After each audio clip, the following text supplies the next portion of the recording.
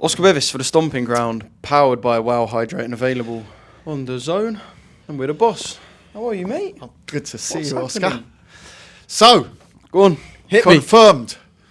The Warriors Code, July the 5th, AO Arena, exclusively live around the world on DAZN. The Warriors Code, Catrell versus Eubank. Harlem Eubank steps up onto the world stage. You know, he's done it the hard way. He's really grafted, gone up through the fights, had massive viewing numbers on Channel 5. This is the time to step him up. Very, very excited. Catrell, you know, world-class operator. We all know that. We know what the challenges are. We're very confident. And the Warriors Code, I mean, Senior couldn't have crowned the name better himself. He always talks about the Warriors Code. That's the way Harlem has done it.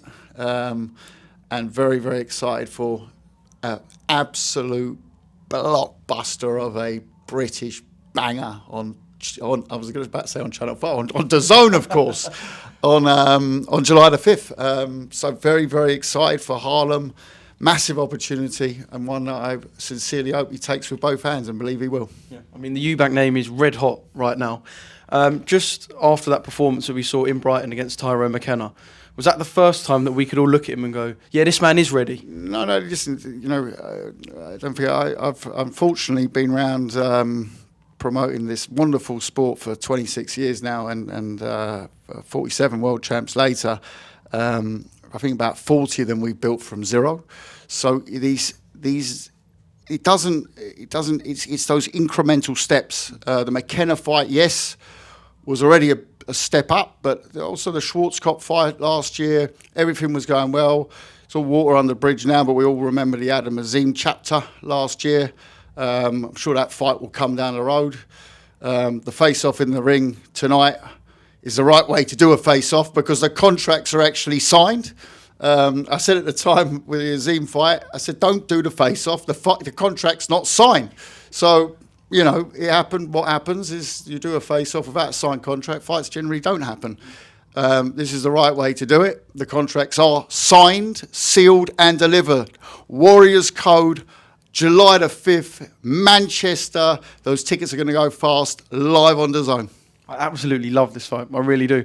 What did you make of Jack's last performance, that defeat to Arnold Barbosa? Razor. It's like he thought he'd done enough, but he just didn't do enough. You know, and he'll look back and regret that because I felt there was something left. He had something left in the gas tank, and it was that tight.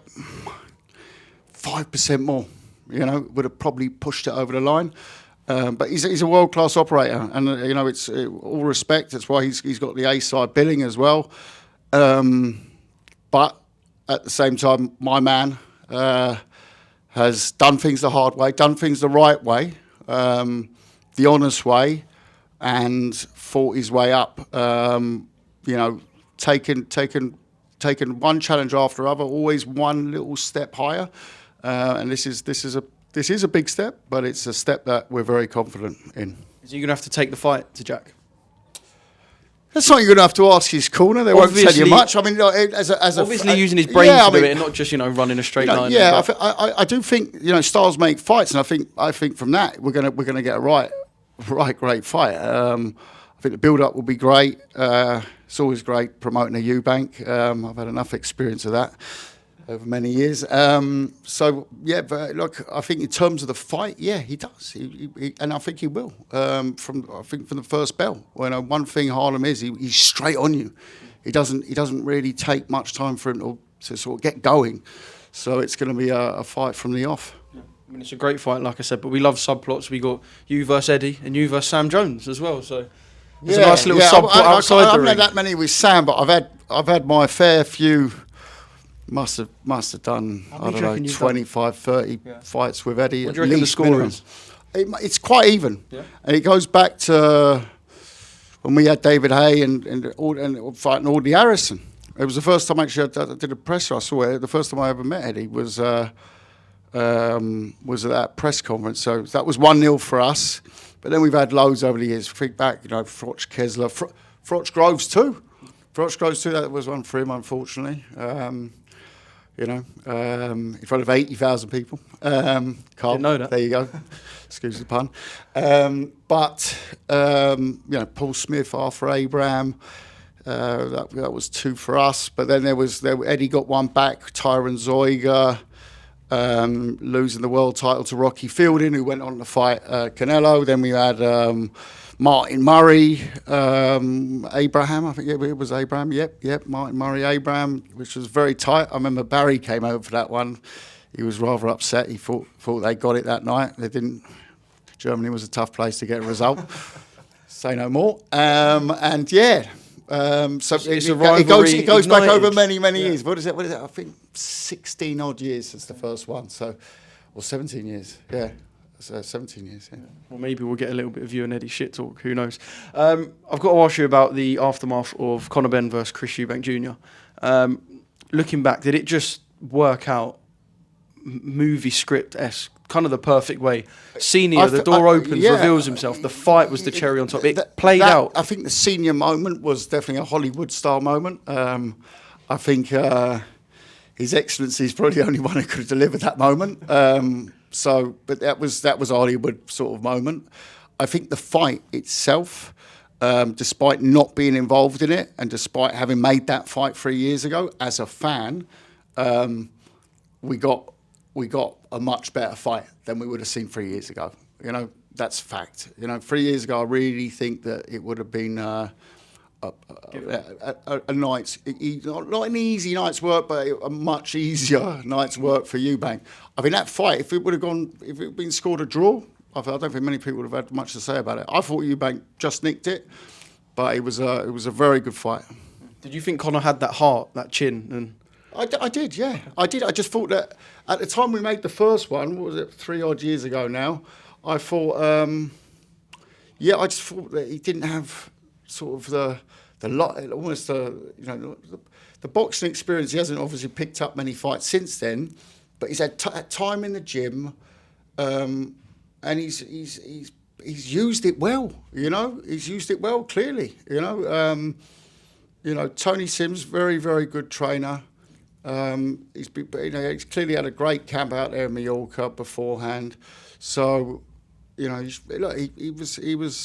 I guess he made a statement in losing that night. But again, it happened at the right time. 3 years later, that sort of, was a horrible chapter in my promotional career to go through all that shit.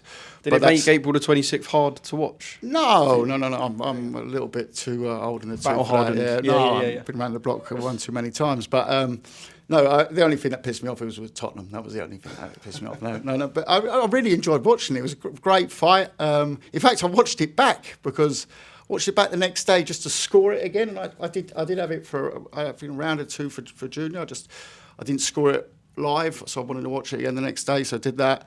Still had it for Junior. But again, you could score it a draw, and I think no one would have been hard done by. Yeah. I'll tell you what you mustn't liked as a Tottenham fan then. So Chev Clark walks out to North London forever. I know. I was watching that. I was like, is that actually allowed? That must be like some I'm contract surprised to agree in the agreement. I mean, Daniel Levy's been sleeping there, hasn't he? But no, look, Glory, Tottenham Hotspur. Glory, Tottenham Hotspur at the end, eh? Yeah. Well done, Vidal. Well done. Just a final one. Obviously, you've worked and promoted Chris Eubank Jr. and obviously you've worked with Frank Smith. Quite a delicate situation, but just some comments that Chris made on a podcast about Frank. Not sure if you've seen on the Diary of a CEO podcast. Just wondered your thoughts on.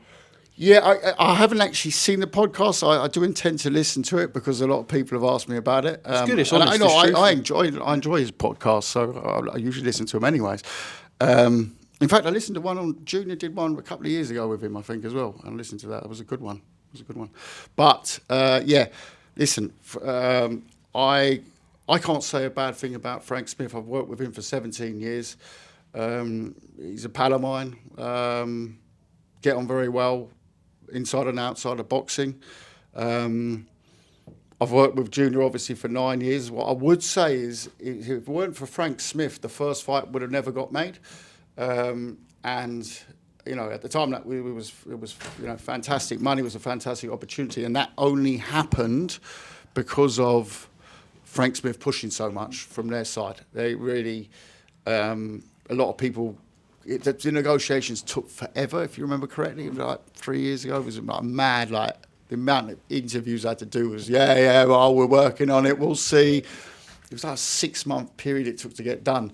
And usually what happens is, both are names and you go off and find another fight. And it was Frank Smith really who pushed to get it over the line at that stage. And that would have been, hadn't the whole thing happened 3 years ago, Junior would have fought him, I believe, beaten him quite comfortably at the time. And it would have been a great step in his career. Everything was sort of mapped out at that stage. It was like that. And then, big fight in the States. So one mustn't forget it was Frank who did that part as well. But in family situations, you never comment on things. But at the same time, Junior is he's gunning for Frank. I can't quite work that one out. But I don't get involved in family disputes. The only thing I would say is that Frank is a very straight up guy when it comes to business. We've done a lot of fights over many, many years together, and a lot of them, to be honest, we wouldn't believe it, but a lot of them on just handshakes, So with Eddie as well. So I can only vouch for him. Obviously me and Junior had our divorce last year. He's come out and said some things about me. I'm not going to do the same thing. I'll take the high ground on that one. Yeah. Kalle, you're the man. Thank you Let's very get back much. to enjoying tonight.